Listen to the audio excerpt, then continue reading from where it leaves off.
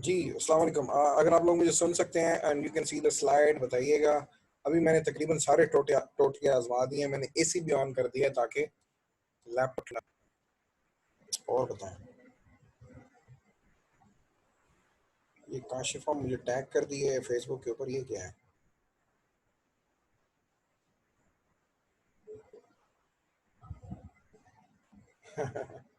सही है, गुड हो गया। Okay ji, I have tried everything और voice is still not clear. हाँ, अच्छा जी, आप बताएं वॉइस क्लियर है या नहीं है?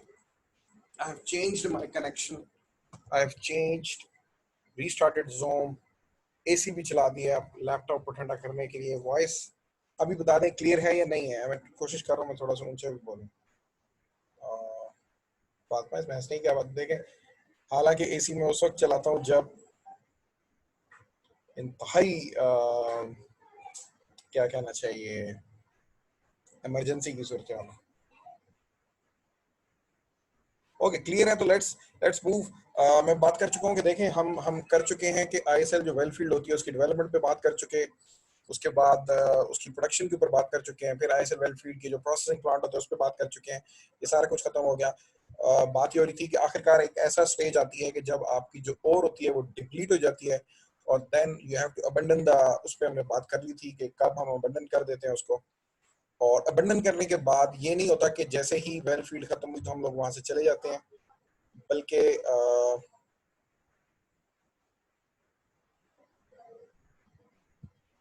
बल्कि होता यह है कि हमें उसको रिक्लेम करना होता है। हमें अपनी वेल फील्ड को बिल्कुल जैसे बाकी माइनिंग में है, हमें रिक्लेम करना होता है।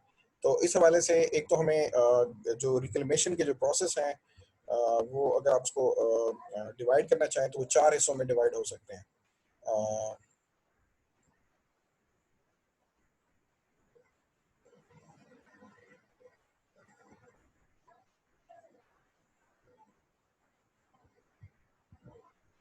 वो चार हिस्सों में डिवाइड हो सकते हैं जैसे कि आपके सामने है। एक है हमारा ग्राउंड वाटर, हम ग्राउंड वाटर को रिस्टोर करते हैं। फिर हम वेल जो है उनको अबंडन करते हैं, डिकमीशन करते हैं। उसके बाद सरफेस यानी अंडरग्राउंड का जब काम हम क्लियर कर लेते हैं, रिक्लेमेशन। उसके बाद जो सरफेस पे डिस्टर्बेंस हुई होती है हम उसको क्लियर करते हैं, दैट्स कॉल्ड सरफेस रिक्लेमेशन। और आखिर में हमें जितना भी लिक्विड और सॉलिड वेस्ट डेवलप होता है हमारी वेल फील्ड से उसको हमने डिस्पोज करना होता है। So we have to clean up everything before leaving, that's the point. So let's move to the next slide.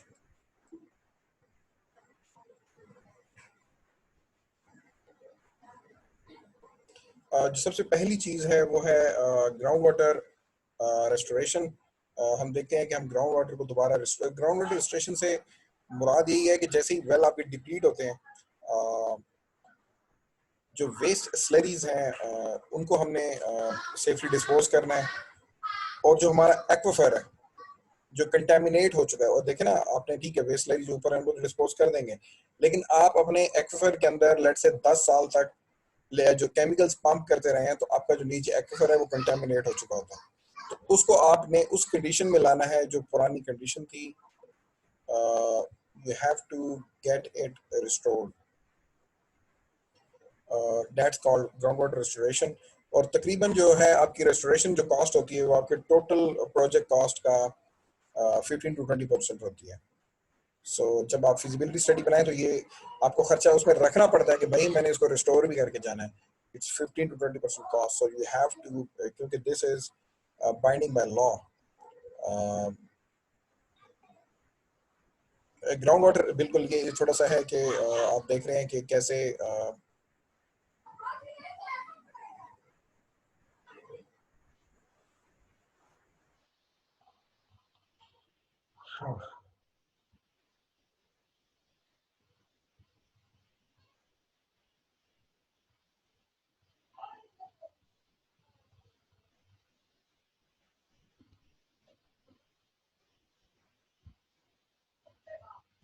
जी यहाँ पे आप देख रहे होंगे कि हमारा जो ग्राउंड वाटर है ये डिप्लीट हो जाता है।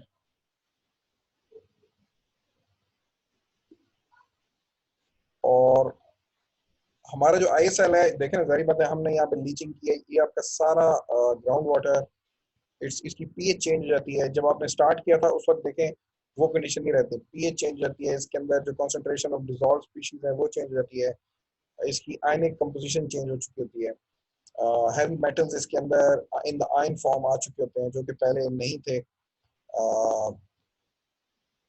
इसमें इसमें भी फर्क है। अगर तो देखें, अगर आपकी एसिड आपने लीचिंग की है तो उससे ये होता है कि जो ग्राउंड वाटर की कंटेमिनेशन है, ये वाला जो वाटर है, ये जो वाटर है इसकी कंटेमिनेशन ज्यादा होती है। लेकिन अगर आपने अल्कलाइन लीचिंग की है तो वो जरा कम कंटेमिनेट करता है ग्राउंड वाटर को। बट ओवरऑल क्या होता है कि आपके बहुत सारे हैवी मेटल आयंस और ये इसके अंदर जा चुके हैं, and you have to store this water, it's contaminated.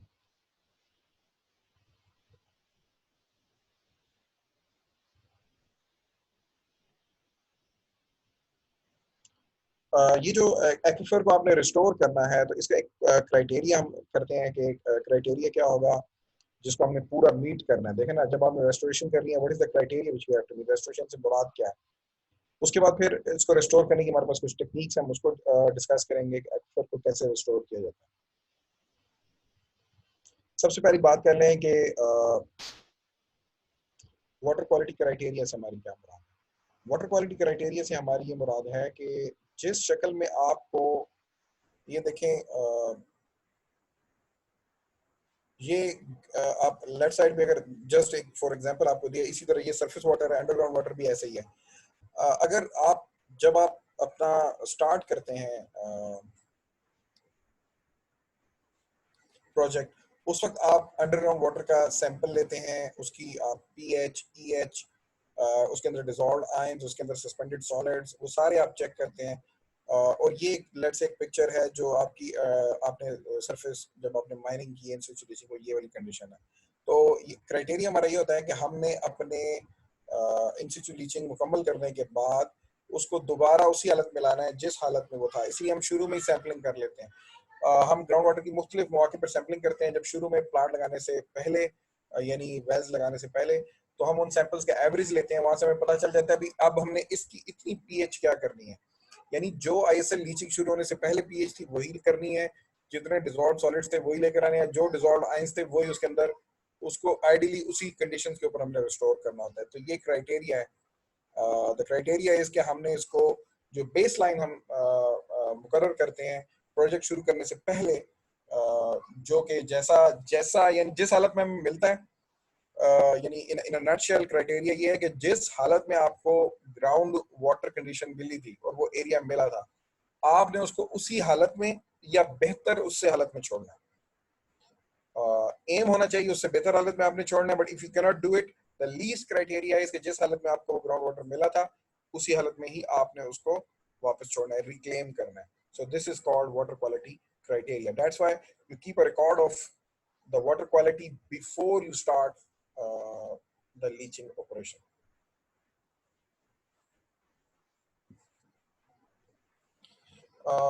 इसके बाद हमारे पास कुछ टेक्निक्स हैं, ये सॉरी इसकी हेडिंग इसकी गलत है। हमारे पास कुछ टेक्निक्स हैं रेस्टोरेशन की, it should be restoration techniques.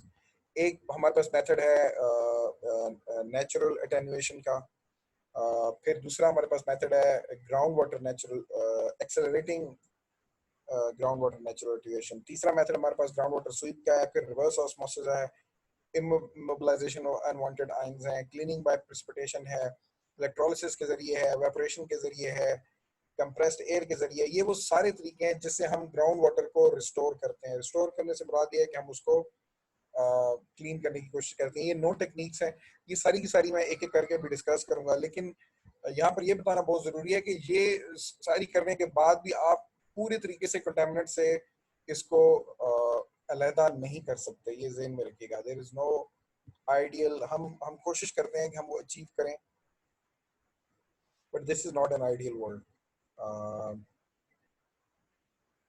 जैसे रेडियम है उसको कंट्रोल हम नहीं कर पाते, वो अगर आ जाए।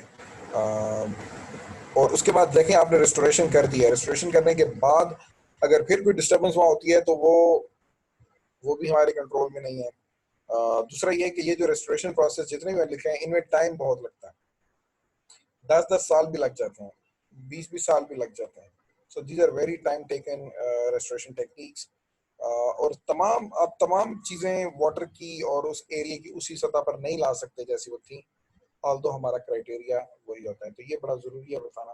तो मैं एक एक करके डिस्कस करूंगा ये सारी टेक्निक्स। सबसे पहली टेक्निक है natural attenuation.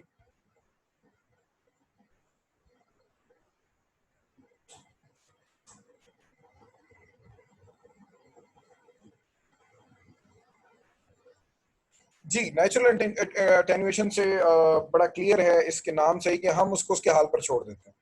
We don't try to restore it. ठीक है, इसका मतलब ये है कि हम क्या करते हैं कि लेट से कि हमारे आने से पहले ही वो ग्राउंड वाटर इस काबिल नहीं था कि वो जानवरों के लिए, इंसानों के यूज करने के काबिल हो। तो इसलिए आपको जाते हुए उसको इस काबिल बनाने की जरूरत नहीं है।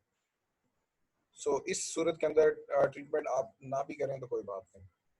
इसी तरह अगर अ, इसी तरह अगर जो है क्या कहते हैं, हम इसको छोड़ देते हैं और एक्वाफर के अंदर जितने भी कंटेमिनेंट्स हमारे होते हैं वो क्या करते हैं, नेचुरल प्रोसेस के थ्रू क्या होता रहता है, वो उसमें से खारिज होते रहते हैं। जारी बात है, देखें आप एक्वाफर छोड़ कर गए तो क्या होगा कि उस एक्वाफर में पानी आता रहता है, जारी बात है। तो ये जो कंटेमिनेंट वाटर है ये वहां से निकलता रहेगा, एक चीज, और डिल्यूट होता रहेगा। नंबर टू क्या होगा कि इसके अंदर जो आइंस हैं वो सराउंडिंग रॉक से रिएक्ट कर जाएंगे और इस तरीके से वो पानी में से निकल जाएंगे। ये नेचुरल अटेनुएशन है। इसमें ये होता है कि आप सिर्फ अपने वेल अबंडन करते हैं, ठीक है, प्रोसेसिंग फैसिलिटी को वहां से उठाते हैं, बंद कर देते हैं, लेकिन वाटर को रिस्टोर करने की कोई कोशिश नहीं करते। इसके अंदर ये चीज आपको ज़हन में रखनी पड़ेगी कि नेचुरल अटेनुएशन यानी वो नेचुरली खुद ही वो ठीक हो जाता है, यानी एक्वाफर, लेकिन उसको 20 साल तक लग सकते हैं। ये एक ज़हन में रखने वाली बात है कि नेचुरल अटेनुएशन पे अगर आप छोड़ेंगे तो it's a very long process. तो ये ऐसे एरिया में किया जा सकता है जहां पर आबादी नहीं है और आपको पता है इधर आबादी होने वाली भी नहीं है और पानी पहले से ही खराब था। इस तरह की चीजें हो तो you can leave it as it is, you don't have to restore the water. इसका इसका जो वीक पॉइंट है मैंने आपको बता दिया, वो ये है कि I mean it takes like 20 years water को कंटेमिनेंट से आजाद होते थे। It's a very long time. क्योंकि एक बहुत लॉन्ग टाइम है, इसलिए हम क्या करते हैं कि बजाय इसके कि हम इसको नेचुरल अटेन्युएशन पे छोड़ दें, हम क्या करते हैं कि एक एक्सेलरेटेड नेचुरल अटेन्युएशन की टेक्निक इस्तेमाल करते हैं। इसके नाम से ही जाहिर है कि ये भी नेचुरल अटेन्युएशन ही है, बट इसके अंदर ये है कि तेजी आ जाती है। वो कैसे आती है, हम क्या करते हैं कि हम अपना सारे लीचिंग सोल्यूशन जो नीचे गया, हमने लेट से हमारा प्रोजेक्ट खत्म हो गया, उसका हम क्या करेंगे, जो रिकवरी वेल है और उसके अंदर से वो निकालते रहेंगे लीचिंग सोल्यूशन, उसको पंप आउट कर लेंगे, यानी जेर जमीन से उसको ऊपर ले आएंगे सारा हमारा जो सोल्यूशन नीचे था, और उसको दोबारा पंप करेंगे। उस जो जो हम ऊपर पंप कर रहे हैं कंटेमिनेटेड लिक्विड, उसको हम साफ नहीं करते। ये बड़ी इंपॉर्टेंट बात मैं कर रहा हूँ, उसको हम साफ नहीं करते बल्कि जैसा वो है वैसे ही पंप कर देते हैं दोबारा से।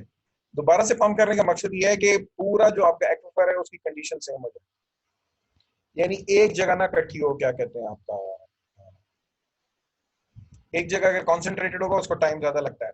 वही अगर आप पूरे एक्वाफर में फैला देंगे वो जो गंस है, तो एक तो डिल्यूट हो जाएगा और रॉक के साथ उसका जो कंटेमिनेंट्स हैं आसपास की सराउंडिंग एनवायरनमेंट के साथ उसका कांटेक्ट बढ़ जाएगा, तो वो जल्दी क्या हो जाएगा, अपनी नेचुरल स्टेट में आ जाएगा।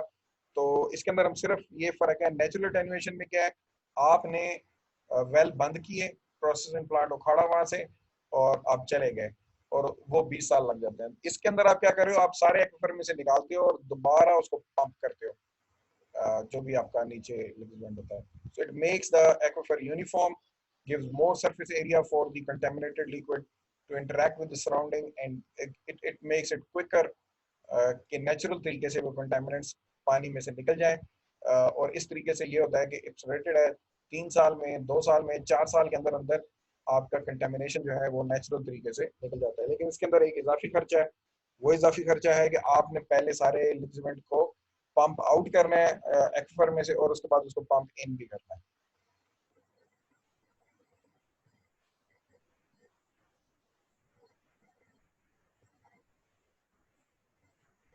और इस टेक्निक का फायदा ये है कि इसके अंदर कोई सॉलिड या लिक्विड वेस्ट प्रोड्यूस नहीं होता। अच्छा, यहाँ पे यहाँ तक बात हो गई। अभी मुझे थोड़ा सा ये बताएंगे, इससे अगला जो हमारा तरीका है वो है, जो तीसरा तरीका है वो है ग्राउंड वाटर स्वीप। अभी आप मुझे ये बताएं कि can you hear me clearly, और मतलब मैं ऐसे तो नहीं लगा हुआ?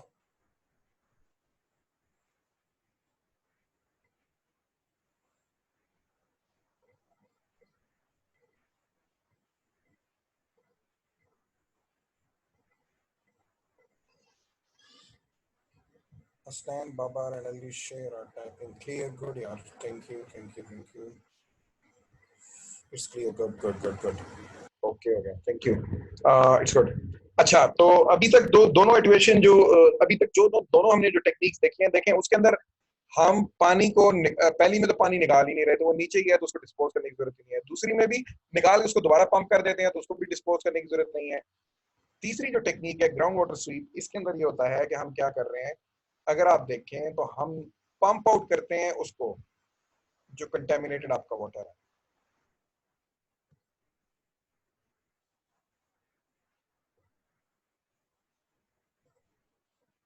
उसके बाद हम क्या करते हैं कि उसको पंप बैक नहीं करते। ये देखें, ये फर्क है। इसके अंदर क्या हो रहा है कि हमने पंप आउट किया अपने लीचिंग सोल्यूशन को, वो जो लिक्विड आपने डाला होता सारे के सारे को बाहर निकाल लेते हैं, तो आसपास से जो फ्रेश वाटर है वो इस एरिया में आ जाएगा, लिक्विड की जगह आ जाएगा। और जो ऊपर कंटेमिनेटेड वाटर हमारे पास आ गया उसको हम पंप बैक नहीं करते, बल्कि उसको हम बड़े बड़े बनाते हैं तालाब और उनके अंदर डिस्पोज कर देते हैं, और फिर उन तालाबों को कवर कर देते हैं ऊपर से। वो आगे जाके डिस्कस करेंगे कि वो कैसे कवर करते हैं।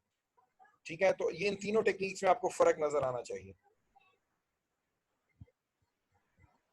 अच्छा, इसके अंदर एक चीज और भी मैं आपको बता दूं, वही होता है कि जाहिर बात है जो आप लिक्विड पंप आउट कर रहे हैं उसके अंदर यूरेनियम भी होती है, तो हम क्या करते हैं उसको प्रोसेसिंग प्लांट में से यूरेनियम उसमें से निकाल लेते हैं और बाकी जो लिक्विड होता है उसको डंप कर देते हैं बड़े बड़े पॉन्ड्स बना के।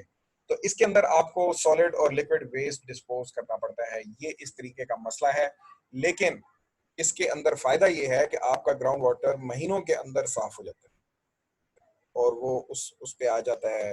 लेकिन इसके अंदर जाहिर बात है आपको खर्चा भी ज्यादा है, आपको ट्रीट भी करना पड़ता है लिक्विड को। लेकिन वो ये है कि यूरेनियम आप उसमें से निकालते हैं तो आपका पूरा भी हो जाता है कुछ ना कुछ खर्चा। और फिर जाहिर बात है उसको डिस्पोज करना, पॉन्ड्स बनाना, ये एक बड़ा खर्चा है। पॉन्ड्स को कवर कैसे करते हैं वो आगे जाके मैं डिस्कस करूंगा, but it's a good technique. अच्छा, इसके बाद जो इससे अगला अब एक स्टेप है वो ये है कि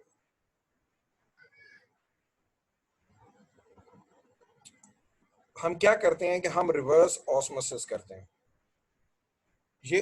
ये हमारा चौथी टेक्निक है। इसके अंदर फर्क क्या है? फर्क ये है कि हमने इसमें हम क्या करते हैं, जो आपका लिक्विड है उसको पंप आउट करते हैं, यानी आपका आपका वेल डिप्लीट हो गए हैं जिस सारे यूरेनियम, और आपके ख्याल में इस काबिल आप नहीं रही नीचे कि उसको मजीद निकाला जाए, तो हम क्या करते हैं कि हम पंप लगा देते हैं और सारा जो लिक्विड है कोशिश करते हैं कि जितना हो सकता है लिक्विड उसको पंप आउट करते हैं। पंप आउट करने से मुराद यह है कि उसको जेर जमीन से निकाल कर ऊपर ले आते हैं, ऊपर ले आए। अब अगर आप गौर करें तो जो अभी पिछला जो तरीका था स्वीप में हम उसको दोबारा वापस नहीं डालते बल्कि उसको डंप कर देते हैं। लेकिन इस केस में हम क्या करते हैं, इस केस में हम ये करते हैं कि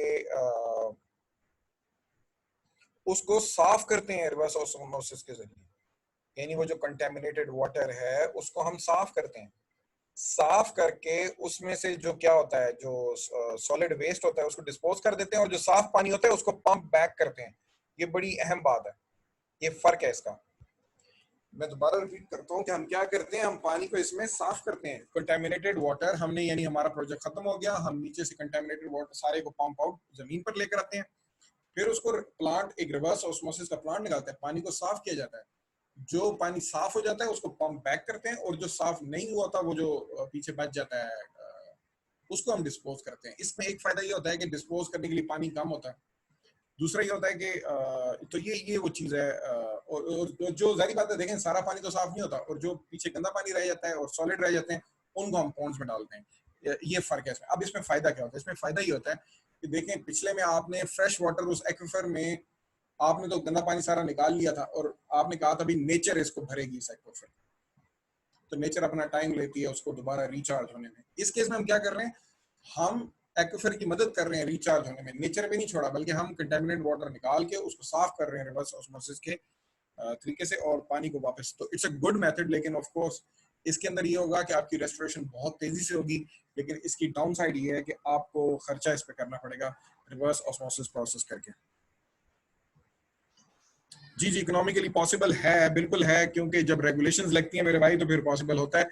आप फिजिबिलिटी जब स्टडी शुरू में ही बनाते हैं तो आप पंप पैक को छोड़ें, आप उसको मतलब फिल्टर करना कोई आसान काम है रिवर्स ऑस्मोसिस के जरिए, उस पर भी बहुत ज्यादा खर्चा है, फिर उसको पंप पैक करना उस पर भी बहुत ज्यादा खर्चा है, लेकिन बहुत सारे इलाकों में ये लॉ है, आपको ये करना पड़ता है। तो फिर जब आप फिजिबिलिटी स्टडी बना रहे होते हैं तो उसके अंदर ये कॉस्ट आप पहले इंक्लूड करते हैं। अगर तो आपको वारा खाता है तो आप प्रोजेक्ट शुरू करेंगे, अदरवाइज आप प्रोजेक्ट शुरू नहीं करेंगे। मैं पहले बता चुका हूँ कि इन चीजों की कॉस्ट 20% है प्रोजेक्ट की, रेस्टोरेशन वगैरह की।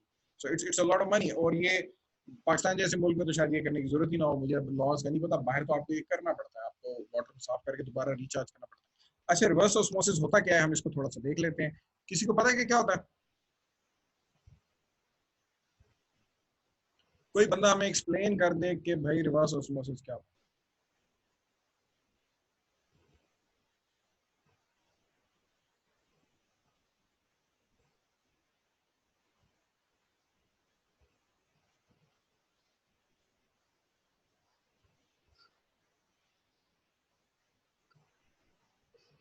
आप बोल भी सकते हैं अपना माइक ऑन करके, इफ यू वांट टू, अगर आप हमें अपने जरूरी ख्यालात से आगाह करना चाहते हैं reverse osmosis. Sir ground sweep में हम सारा कंटेमिनेटेड वाटर निकाल लेते हैं, तो सर उससे सब्सिडेंस का खतरा बिल्कुल हो सकता है, इसलिए आपने उसको इस रेट से पंप करना है कि वो फ्रेश वाटर को जरा टाइम मिले कि वो उसको रिप्लेस कर सके, क्योंकि आसपास एक्विफर में पहले से ही पानी होता है, ये ज़हन में रखें। एक्विफर कोई बैरन जगह नहीं है, हम सोल्यूशन माइनिंग स्टार्ट ही वहां करते हैं जहाँ पे नीचे पानी हो। तो हमारा पंपिंग रेट इस तरह का होना चाहिए कि सब्सिडेंस नहीं होनी चाहिए, ताकि पानी को टाइम मिले आसपास के फ्रेश वाटर को कि वो लेक्सिमिंट की जगह ले सके।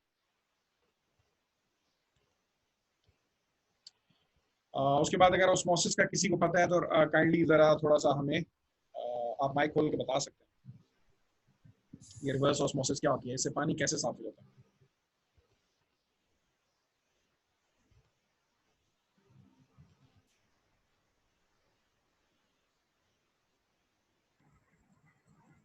सर स्क्रीन शो नहीं हो रही, हाँ वो इसलिए नहीं हो रही क्योंकि वो मैं शेयरिंग करने लगा।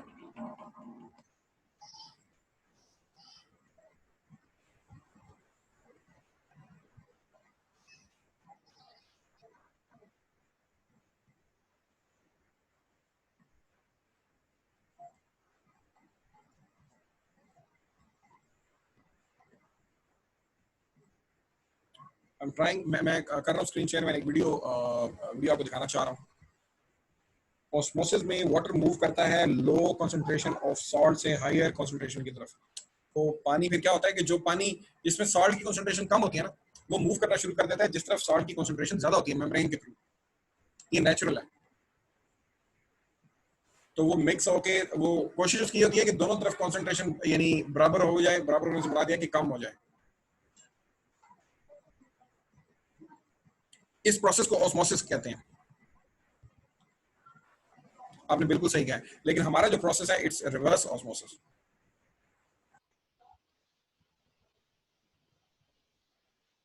ओके जी, अगर आप लोग वीडियो की स्क्रीन देख सक रहे हैं तो मुझे बताएं ताकि मैं इसको चलाऊं।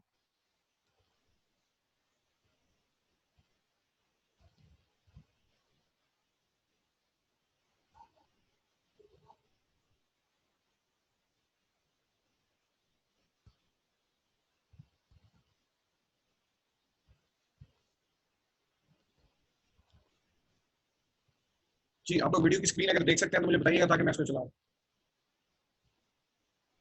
Yes, okay, good, thank you. Video चलाते हम देखते हैं रिवर्स ऑस्मोसिस होती क्या है। जी ये देखें, ये आपके सामने एक रिवर्स ऑस्मोसिस का प्लांट है and you can see it's a heavy thing and you have to build this something like this. जब आप रेस्टोरेशन में जाते हैं पानी की, it's a huge cost. So आपको पहले से ही पता होना चाहिए कि आपको इस कॉस्ट की तरफ जाना है। तो इस रिवर्स ऑस्मोसिस में होता क्या है? जाहिर बात, रिवर्स ऑस्मोसिस का मतलब है कि ये ऑस्मोसिस रिवर्स है। इस टाइम आप क्या देख रहे हैं, इस टाइम आप ये देख रहे हैं कि एक तरफ आपके पानी है जो क्लियर है और दूसरी तरफ आपका जो पानी है उसके अंदर आप साल्ट है या आयन मौजूद है, कंटेमिनेशन मौजूद है। आप इन दोनों के दरमियान आप एक मेम्ब्रेन भी देख रहे हैं। ऑस्मोसिस में क्या होता है कि जो जो जिसमें सॉल्ट सॉल्ट कम होता है वो वाला पानी फ्लो करता है, उसकी तरफ यहाँ पे पानी फ्लो करना चाहिए फ्रॉम लेफ्ट टू राइट, यानी नीले पानी को फ्लो करना चाहिए टुवर्ड्स द ग्रीन वाटर, इसको कहते हैं ऑस्मोसिस।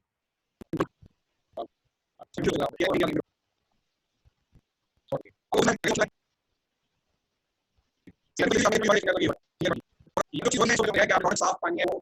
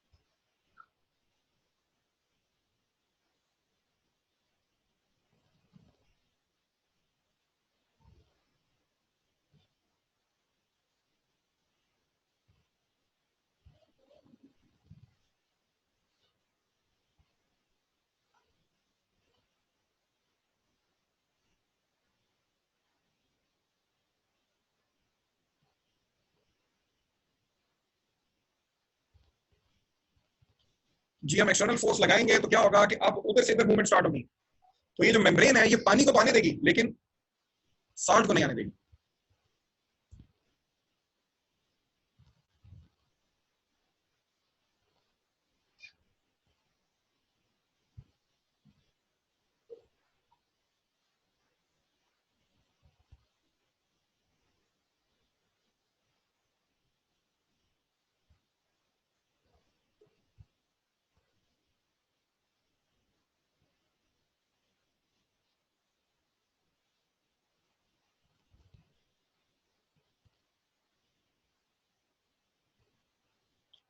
तो ये मेम्ब्रेन जो है आप देख रहे हैं ये आने दे रही है साफ पानी को, इस तरह से आपका जो पानी है वो साफ हो जाता है।